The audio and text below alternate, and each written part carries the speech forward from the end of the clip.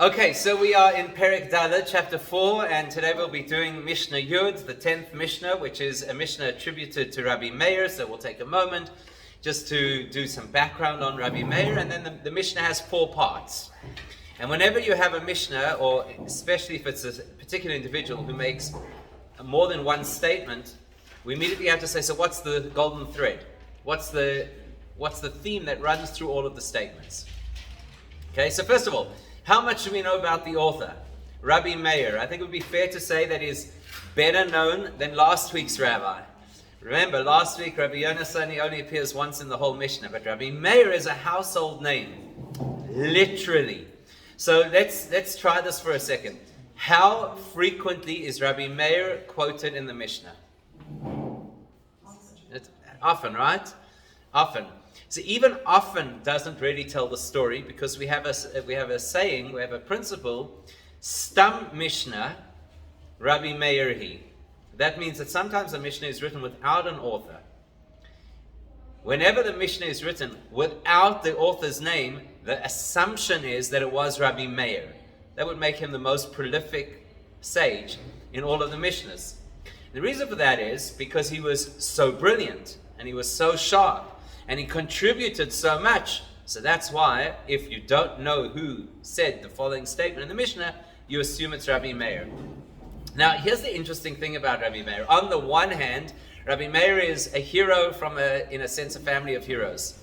Meaning to say, not his biological family, but Rabbi Meir was a student of, anybody know? He had 3 different rebbes in his life. Anybody know any of them? Take a guess. Think of famous rabbis. Rabbi Akiva, thank you. So Rabbi Meir was considered the ultimate student of Rabbi Akiva. In fact, there was, I don't know if you know this, and really don't get the wrong idea. I'm not implying anything about this room right now, but in those days, the way they set up the shiur was that you sat in order of knowledge. So the people who sat in the front are the people who knew the most. Okay, so I'm not casting any aspersions on your seating arrangements over here. But that's how it was. And so Rabbi Akiva, as the teacher, and of course, as we know, he had thousands of students, he would tell people at which point they could move closer.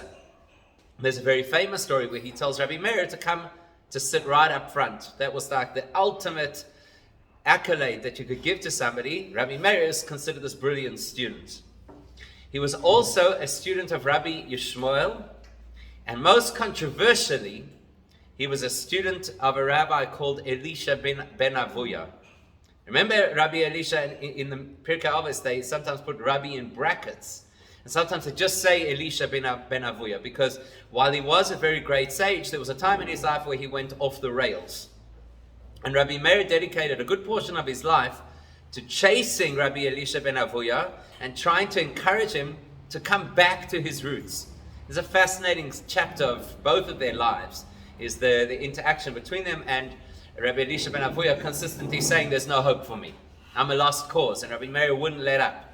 Not only that, but Rabbi Meir insisted on learning from Rabbi Elisha ben Avuya when he was no longer a so-called recognized rabbi, when he had been struck from the roll. Rabbi Meir still went to study from him, because he took an attitude that at the end of the day, this man is a repository of knowledge, and we'll take that knowledge and then we'll kind of, clean it and put it back into the system. So that was Rabbi Meir's attitude. Now it's very interesting, because that's Rabbi Meir's non-biological family. When you look at his biological family, well, I don't know how well it would have looked on his shidduch resume, because Rabbi Meir was a direct descendant of converts, who in turn were direct descendants of Romans.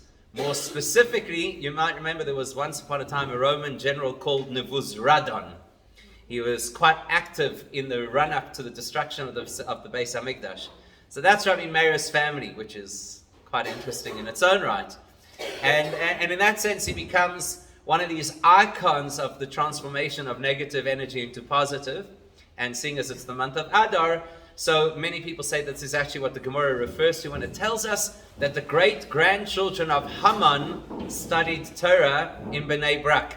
Okay, so that's the lineage. So never worry about your background. You could always land up being like a Rabbi Meir. Very famously, of course, Rabbi Meir was married to the one woman who is quoted in the Talmud, not just mentioned in a story, but actually quoted in the Talmud, and that was who?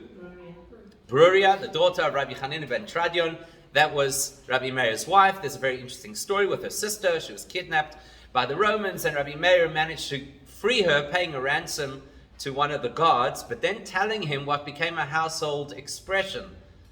If he tells the guard, you get into any trouble, just say, Elokah de Meir Anena, just say, God of Rabbi Meir, answer me and everything will be fine. And that's actually what happened, because they worked out that he was the fellow who let this woman go, and they wanted to prosecute him, and he said the formula and he was saved.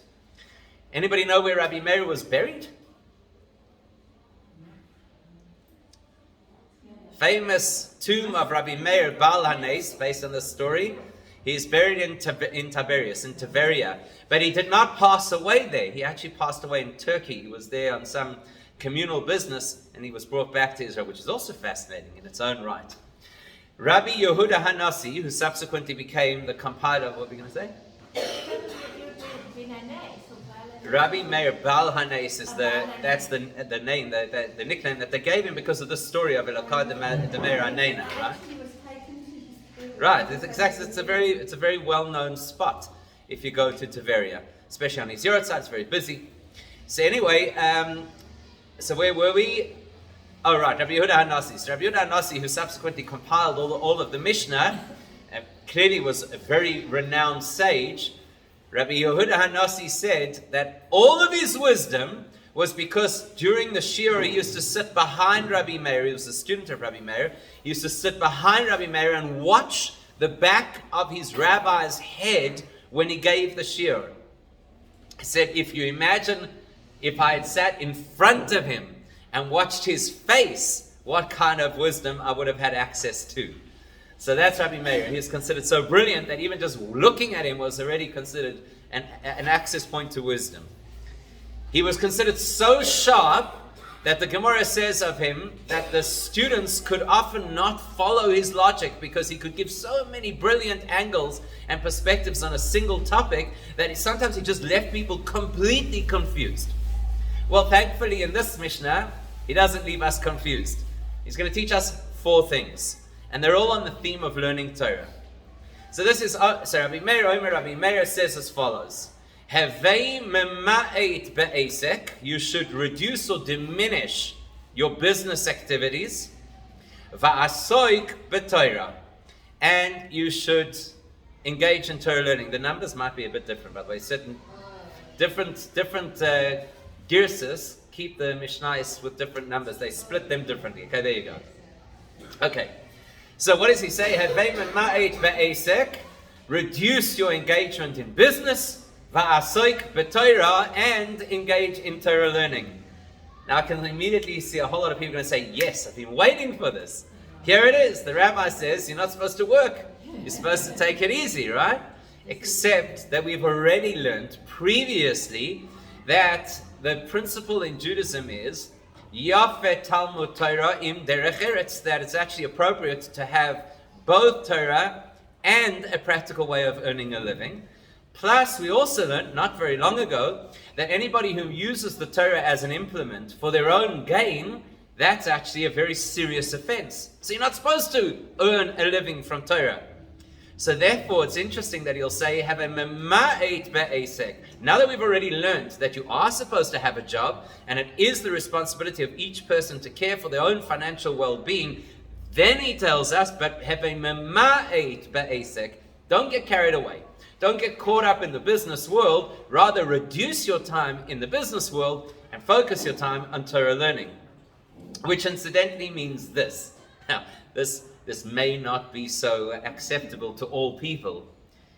The notion of saying, I'm not going to be completely consumed by my work is not in and of itself a Jewish value.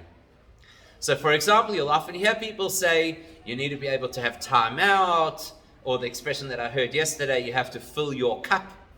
Not that expression, fill your cup. And the importance of having vacations and spending family time, these are all good things. That is not yet a Jewish value.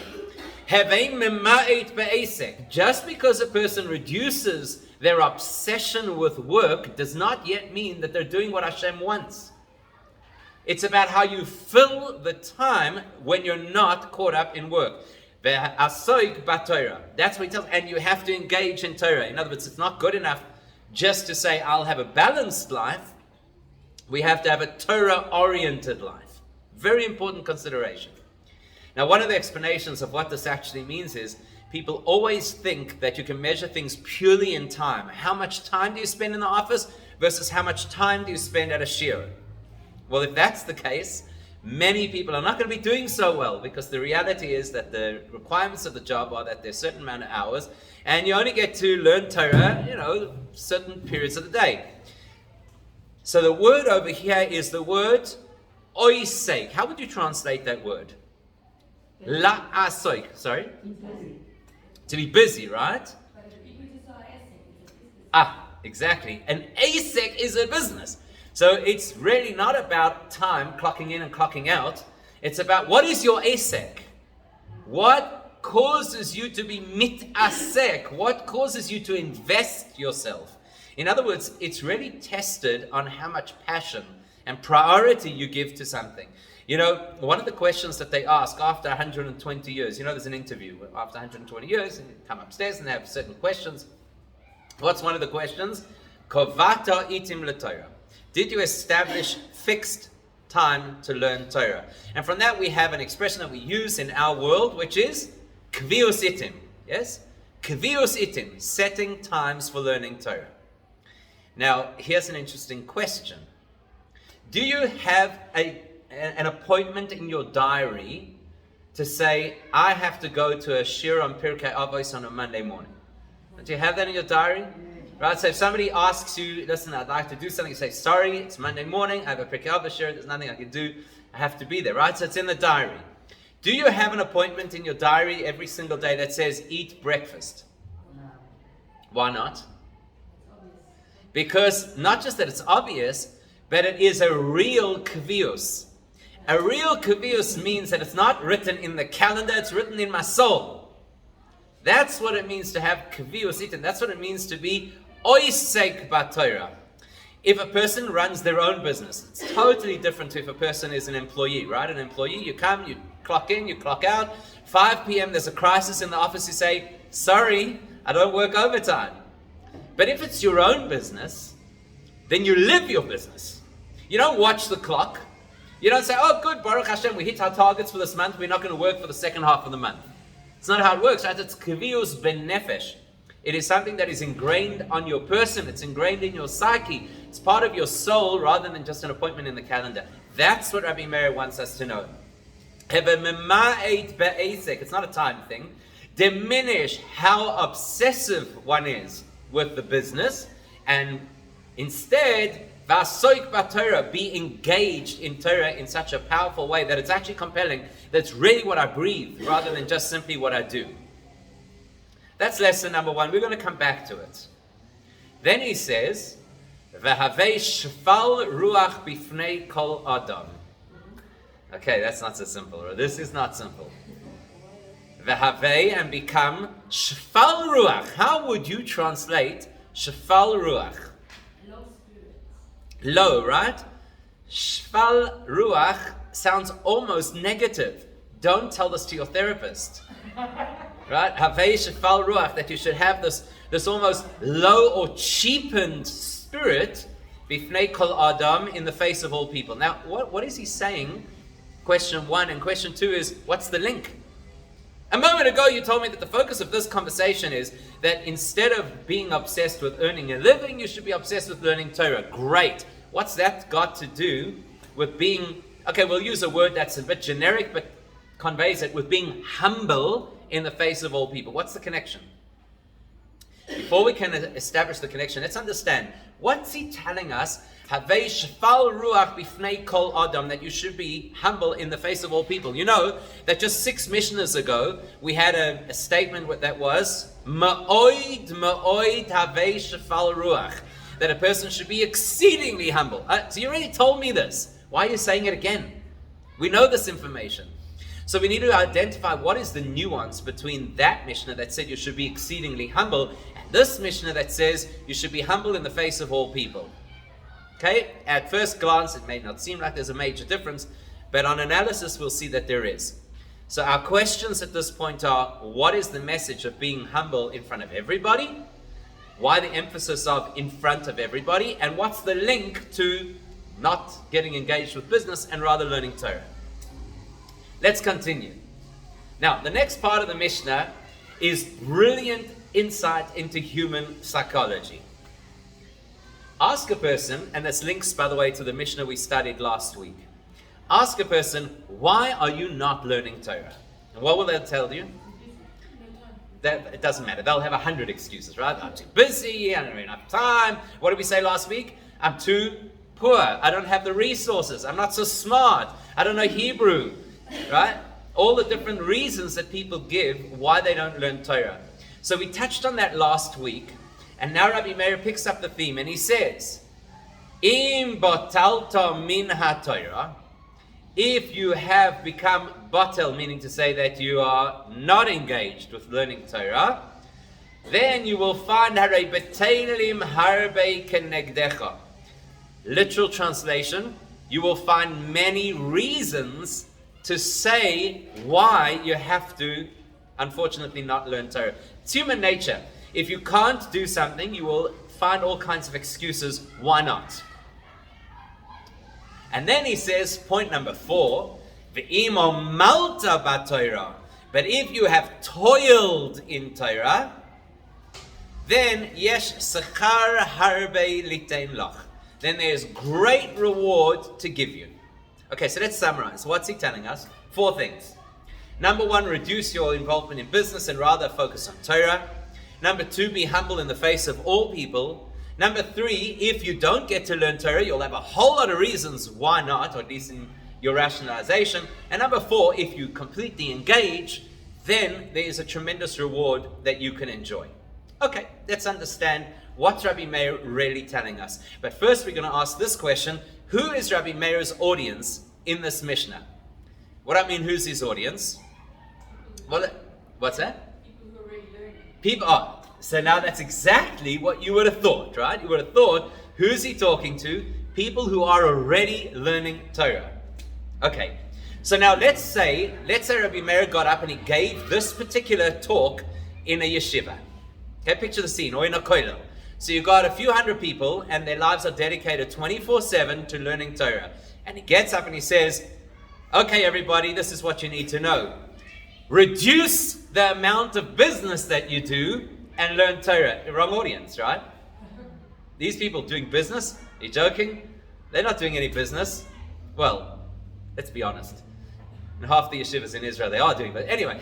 But this is not the audience. This is an audience of people who are completely invested in learning Torah. You don't have to tell them reduce your business interests so you can focus on Torah. So who's his audience? Who's his audience? Business people. That's who Rabbi Meir is talking about. Because if you have to begin the conversation by saying, you better cut back on business, that implies that you're involved in business. Now, is that an acceptable, before we look at what Rabbi Meir says, is that an acceptable way to live? For a Jewish person, an observant Jewish person, is it acceptable to be in business? Yes. Of course. We learned that, right? We learned that there's a requirement for each person to take personal responsibility for their own financial well-being. Yes, there are people in the community who appropriately dedicate their lives, what we call yoshvei ohel. They completely dedicate their lives to sit in the so-called tents of Torah and learn for the rest of their lives, and that's great. But they are never the majority.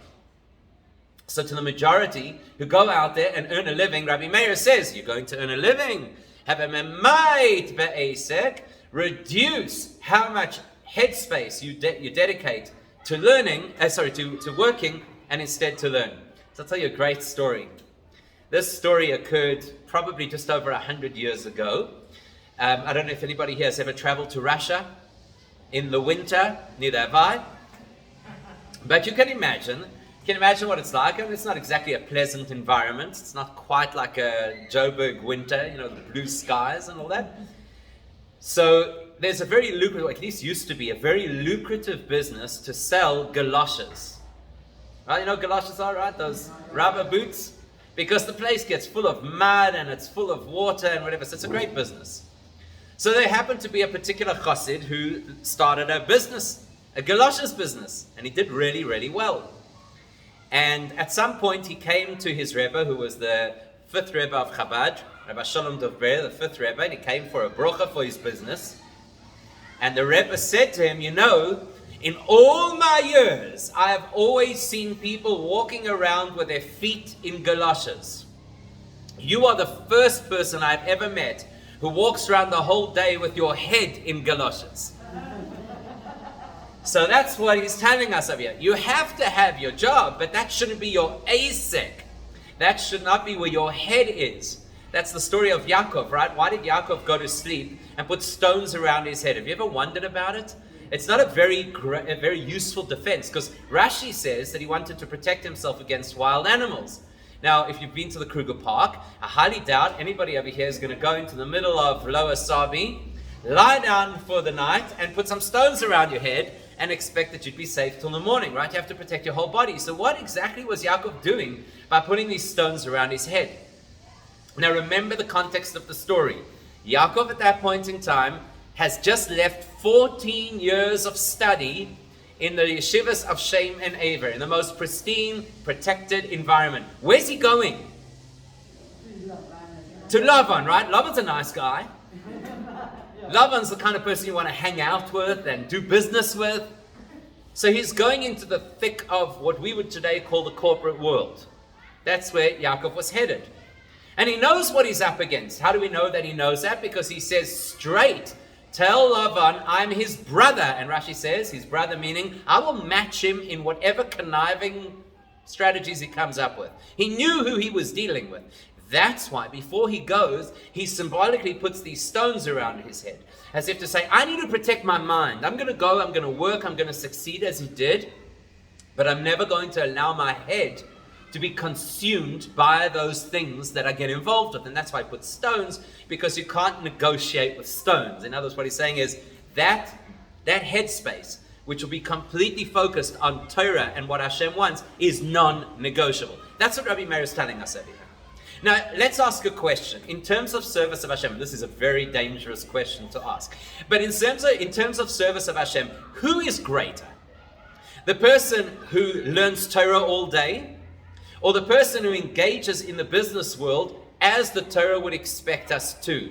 That means that it's honest, and they obviously keep Shabbos, give tzedakah, etc., etc., etc. Who is better in terms of serving Hashem? Okay, so you see, this was a trap.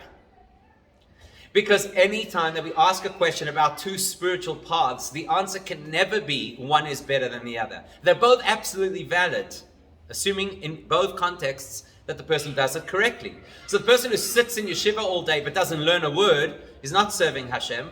The person who runs a business that is a kiddush Hashem and complies exactly to halacha is serving Hashem. So it's not that simple. Rather, what we should be saying is that each of them has an advantage, and that's why we need both of them. That's why Hashem designed the world, that we need both of them. So the advantage of the person whose life is dedicated to learning Torah is the purity of the experience. And if we don't have those people who are completely invested in an unadulterated experience of Torah, then we don't have a future. So we have to have the so-called guardians of the Torah. They have to be completely engaged in Torah. We have to have them. And their means of serving Hashem has to be absolute. That means to say that if they take a break for a couple of days to go away on holiday, that's a big issue. I'm not saying they shouldn't, but it's a big issue, right? And we equally have to have people who are engaged with the physical world, because that's the nature of Torah. Look how many areas of Torah you can only really fulfill if you're out there. And it wasn't just, second prize that Hashem said there's a mitzvah of giving tzedakah or paying your workers on time or not overcharging your customers and all that. It's not second prize. That's a whole dimension of serving Hashem. So each one has an advantage. The one who sits in yeshiva has the advantage of the purity, and the one who is engaged in business has the advantage of impact on the world. Very few people get to have the best of both worlds. And that's who Rabbi Meir is talking to. Rabbi Meir says, you're a business person. Reduce your business, and Invest extra time in learning Torah. By the way, that's why later on he uses the word amal, toil, because it is difficult if you're caught up in the middle of the business world. It is difficult to pull out and say, okay, now I'm going to my Daf Yomi shir. Not so simple. So now you're talking about somebody who, if they get this balance right, effectively has the best of both worlds. Because when they're in the Torah learning, they're learning in this pure way that you're supposed to. That's where their head really lives. And on the other hand, they're also engaged in the physical world and making a difference to the world through all of those mitzvahs that are associated with business. So that person runs the risk of becoming arrogant. Because they may feel, I'm a little bit better off than the yeshiva boy, and I'm a little bit better off than the average business person, because I got both. So the moment he addresses that possibility, his immediate next comment is, and remain shafal ruach. You must remain humble. Now, it's not just humble because they're greater people than yourself. We often do that, right? We often think, if I need to keep myself in check, let me think there are other people out there who are greater than I am. He says, no, bifnei kol adam. What does it mean, bifnei kol adam? Well, if we're honest about it, and it's not always so easy to be honest like this, but if we're honest about it, it's quite comforting sometimes to look around and say, well, at least they're not as good as me. Something makes you feel better, right? I'm not as good as them, so that's what makes me feel a little unstable, but at least I know that I'm better off than other people, and that makes me feel good. Comes Rabbi Meir and says, have a shval ruach bifnei kol adam. If you really want to have access to Torah, the prerequisite to access to Torah is that you have to be humble in the face of every person, including the person who learns less than you, who does less than you, who observes less than you. Now that's surprising, right? Because we all want to have a certain sense of a little bit of comfort knowing that at least I'm somewhere on the scale. Now it's not really something only Rabbi Meir talks about. Because there are a number of places throughout the Gemara especially that speak about how arrogance is an impediment to Torah learning. For example, we all know the pasuk right towards the end of the Torah when Moshe Rabbeinu turns to the Jewish people and he tells them Ki korei ve'elecha, right, that Torah is accessible, but he prefaces that by saying Loi b'shamayim hi, that the Torah is not in heaven. Now we know that there's a whole genre of discussion in the Gemara that Torah is not in heaven means that we get to decide the halacha, and you could do all the miracles in the world, it doesn't help. Halacha is decided by human beings following the protocols of the 13 methods of Torah interpretation, or following the Messiah that was passed out, however we do it. But Rashi says something interesting right there.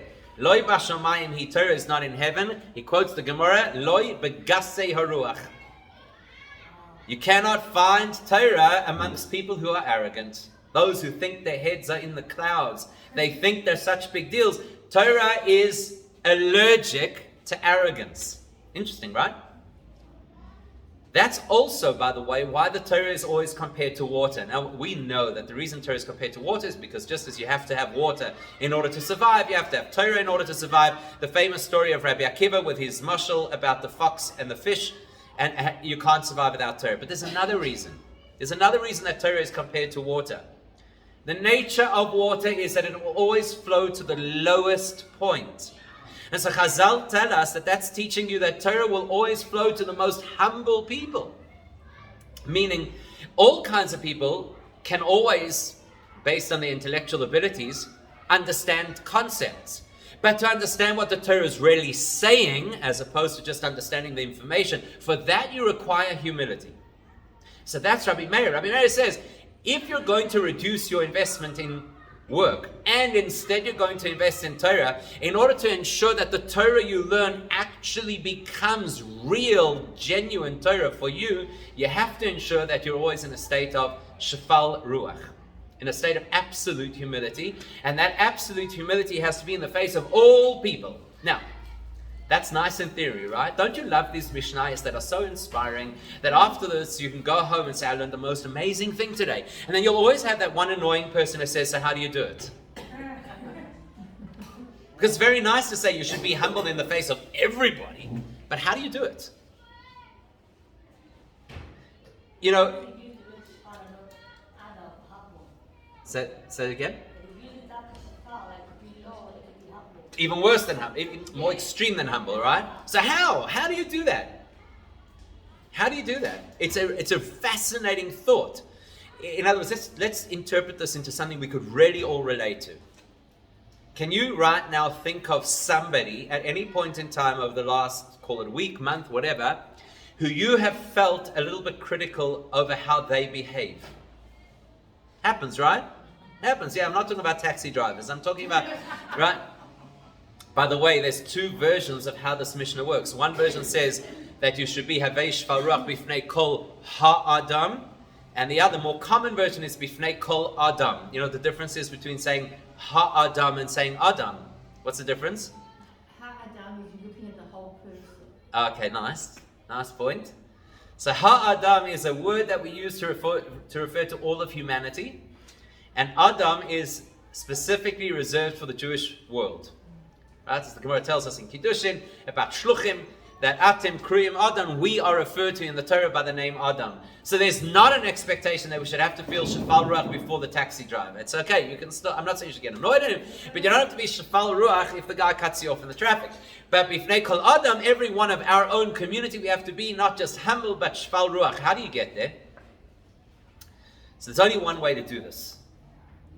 The only way to do it is to say, I don't know what it's like to be them. It's the only way to do it.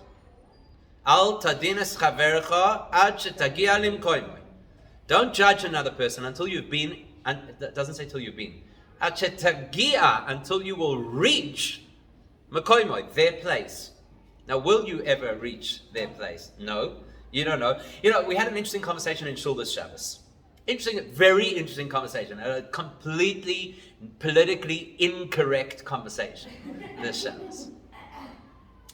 So, I'm not going to get into the whole conversation, but one nakuda that came out of it. When Hashem says in the Torah, Loi tirtzach, do not murder, who was his audience? In other words, is he talking to you? Let's be honest. Is he talking to you? When Hashem says, Loi tirtzach, is he talking to you? No? When last did you feel like killing somebody? Don't answer that. In other words, it's easy for us to say, oh, Loi tirtzach, what an easy mitzvah. Don't murder. I'm so frum because I don't murder. It's not an easy mitzvah. It's not my avodah. It's not my makoim. It's not where I live. Okay, that was easy because we were talking about Loi tirtzach, right? Okay, you're right. So there are layers and layers to the story, that there are other ways in which a person could murder somebody else, God forbid. You're right. So when the Torah tells us that whole list of forbidden relationships in Parshas Acharei Mos, sisters, aunts, this, whatever, right? How many of us are like, whew, this is a hard one. You know, incest, like something we really battle with. Not, right? So what that means is that creates a subjective perspective in our minds that it is an easy mitzvah to fulfill. Why? Because it's never been a challenge for me. But I don't know what it's like to be somebody else. So let's say the Torah tells us, Loi sik zoil. I'm not that way inclined. Like, a very honest person. Loi sik, got the E-tags. I'm like, okay, we won't go there. Right? But somebody might be a kleptomaniac. And it's a huge challenge for them. So I don't know what it's like to be them. I don't know what it's like to be in, and even if they're not as extreme as having an actual psychiatric condition, maybe they're just in a situation that is incredibly tempting. Incredibly tempting. Here they are managing this big account for somebody who has no idea how much money is in that account. And maybe, you don't know what it's like until you've been there. That's what Rabbi Meir is saying. Have a shval ruach bifnei kol adam, the methodology that we're supposed to use that keeps us absolutely humble to the extreme of humility, is to consistently acknowledge to ourselves, we don't know what it's like to be the next person. So we don't know what their challenge feels like, and we don't know how we would handle their challenge if we were them. That's his message. That kind of humility makes Torah accessible to us, because remember, Torah has to be absolutely valid. So if I have a part of my life where I think, oh, that part of Torah is not necessarily a big deal, right? Like, Loi tirtzach is not a big deal. So then I've invalidated the Torah in a sense.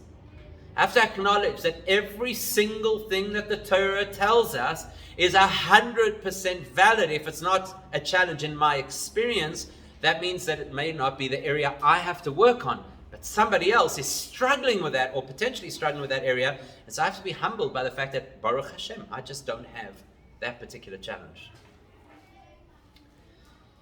So then he says, Ve'im, after all that, batalta min Torah, if at the end of all of that, you still land up not learning Torah as much as you should, so yesh lecha b'teilim harbe kenegdecha. Now there are many ways to understand what that means. And it very much links into the previous Mishna. What was the previous Mishna? If when a person has what they need and they don't learn Torah, then they'll land up in a situation where they don't have what they need, and then they won't be able to learn Torah. It's a similar theme. In Batalta, if a person has allowed time to go by where they could have invested in learning Torah and they didn't, they will discover Betelim harbe kenegdecha. All kinds of things now start to happen that get in the way of learning Torah. Almost as if to say, when a person wants to backtrack, they want to catch up, they want to be able to get it right, it doesn't come that easily. Because now, not because it's some magical formula that Hashem says, I'm going to get you now. If you wasted time, now you try and focus and watch, I'm going to make your phone ring. It's more along the lines of we get into habits. And the nature of those habits is B'teilim harbe. We actually land up having all kinds of distractions because that's how we have wired ourselves and that's how we've lived our lives.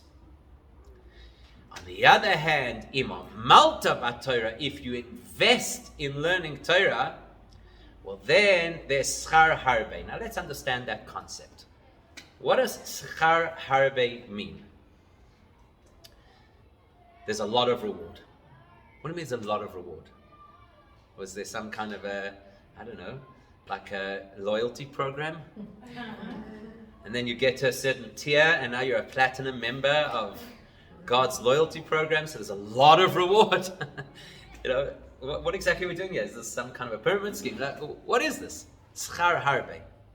If you're going on the same concept that you just went now, where it's just your own habits will form habits, and over here your life will just go a certain way. Correct. And if you're going to say that your life will just go a certain way, which is logical, then why do you call that schar? Why do you call it reward? I can understand. You work hard to achieve something. Okay, so your reward is the return on investment of your own efforts, which is fair. It's absolutely fair. We're going to go one step deeper than that. What? So you're getting both, right? You're getting the satisfaction of your achievement, or the return, and in addition to that, you're also getting paid. You're getting harbe because you're getting that, and your own life is Good. So that would explain harbe, right? So there's so much good, because look what's happening over here. Not only are you getting the return on your own investment, but you're even getting a schar, some kind of reward payment on top of that as well. By the way, that fits a theory that a principle that we teach in Torah, which is meruba mida toiva. Mimidas puronis. What does that mean? That the way Hashem has designed the world is that whenever there is something positive to share, it is always exponentially greater than if, God forbid, there's some kind of negative that has to happen. Now, with that in mind, just before we come back to the schar harbe, let's have a look again at this Mishnah. If a person wastes time that potentially they could have learned Torah, what does he say is going to happen? All kinds of other distractions or interferences will happen. And some of them are fortunate, quite a number of them are fortunate, like Rabbi Yoina, etc. all say it means things like literally, like wild animals or literally distractions. If they would have known about internet and social media, they would have used those examples. But in those days, they just said wild animals.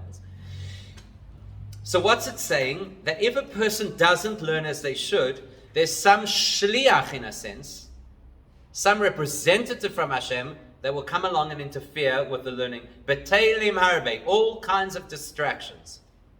When you do what you should do, then Hashem doesn't outsource. Then it's schar harbe liten noch. Then Hashem has a lot of reward that He will personally give you. So that's on that same continuum that when something positive happens, Hashem always gives much more on the positive side than on the negative side. But there's another way to understand this. The schar harbe, it's a fascinating principle. We are so wired to always, by default, think of things in terms of quantity. So we hear the word harbe, and we think quantity. Lots of reward. Like lots of brocha, lots of money, lots of success, lots of nachas. That's how we think. Truth is, there's another reality too, which is a difference in quality. Now, what is schar? When we talk about Hashem rewarding us, what is reward? It's so dangerous that we can easily fall into the trap of thinking the reward Hashem has in mind for us is kind of the stuff we already like, just better. So think of whatever it is. What do you really like? A cappuccino? The cappuccinos in Gan Eden are out of this world. That's how, right? That's how we think. That's why you have these ridiculous perceptions that people have, not so much in the Jewish world, but these ridiculous perceptions that you're going to go live on some spiritual tropical island. That that's the next world, you know. So the first thing we have to recognize is that schar, when Hashem responds to our efforts, it is in a way that we can't begin to imagine. The schar that Hashem has for us is something we cannot begin to imagine. And then on that scale of essentially spiritual returns, the highest end of that scale is called schar harbe. Tremendous reward. Okay, let's understand. Because we have to have at least something to talk about, right? We can't just say, just wait and see. One day you'll get there. Then we have language. We have language in the Torah that gives us some kind of a description. So, any idea, any description, like in more spiritual terms, of what the schar is in Gan Eden? Like what happens? Okay, so a person arrives in Gan Eden, you know, the concierge welcomes you in and says, here's your place. And then what happens for the rest of time? What do we do in Gan Eden? Anybody know? What do we do? Learn Torah. But we don't learn Torah like here. You know, where you sit in a shiur, somebody gets up, hopefully holds your attention for the duration of the shiur. It's not how it will be in Gan Eden. So you know the expression that Chazal use about the experience in Gan Eden? Neshamois yoishvois vatroisein barosheim. Souls sitting with crowns on their heads. What do you need a crown for? Obviously must be something spiritual, right? V'nenin miziv hashchina. And they enjoy the radiance of Hashem's presence. That's Gan Eden. Enjoying the radiance of Hashem's presence. So whatever pleasures this world may offer us, what are we told? We're going to learn it still. Yafa shah achas shel koiras ruach ba'olam hazeh mikol chayei ha'olam haba. That one moment of the pleasure of the next world outweighs the entire experience of this world. The word ziv is actually just like a ray. So if you can imagine the sun in all of its intensity, and then you've got one little ray that comes through the window. Nenin miziv hashchina. The schar is that you get like this ray, this glimpse of divine revelation. Schar harbe means much more divine revelation, much more exposure to Hashem. So if the ziv hashchina is supposed to be a source of tremendous pleasure for the neshama, harbe, much more of it, is obviously much more intense. Now we have no idea what that looks like or feels like, so we just have the language. As the Kabbalists call it, we have yedias hametzius. We're aware of the concept, but we don't have hasagas hamahus, a true understanding of what the concept means. We know the concept exists. But you know what Rabbi Meir says over here, and this is the part that is completely mind-blowing. Imo malta b'Torah. If you didn't just simply learn Torah, listen to a podcast and hey, I've fulfilled my mitzvah. But on malta b'Torah, you actually invested in learning Torah. Then Hashem says, yesh schar harbe. There is this incredible kind of reward, this incredible exposure of godliness, which you would expect, because it's so intense and because it's so advanced, you would expect it to be reserved only for some high spiritual future experience. What does he say? Litain loch. Hashem will give it to you in your reality, in your world, in terms that will be meaningful to you as a human still here on earth. That's the power of Torah. So anybody who thinks, Torah is a great thing because we're making a deal with Hashem, we'll learn some Torah now, and at some point in the future, after we leave this world, then Hashem's going to give us back. Rabbi Meir says, no, it's way more than that. Torah gives you right now, if you work with it, if you invest in Torah, it gives you access to this amazing experience of divine reality that you will feel in a real way in your life in this world. I thought you said to say that the purpose of this world of the year today is to make an every letter of this world. Right, as the expression goes, Oilamcha tir'eh b'chayecha, right? The goal is to see your world to come already in this world. So what's the take-home message for us? The take-home message is that whenever possible, wherever possible, we should steal time from all of our other activities to learn Torah, and at the same time to remain absolutely humble in that experience, not to walk around and say, you won't believe what just happened. I was in the doctor's room and I was learning Gemara on the side, that with this absolute humility, and that gives us access to this amazing experience of feeling a consciousness of Hashem in our lives, which ultimately is the greatest possible reward. Quite powerful, right? Is the word for crown,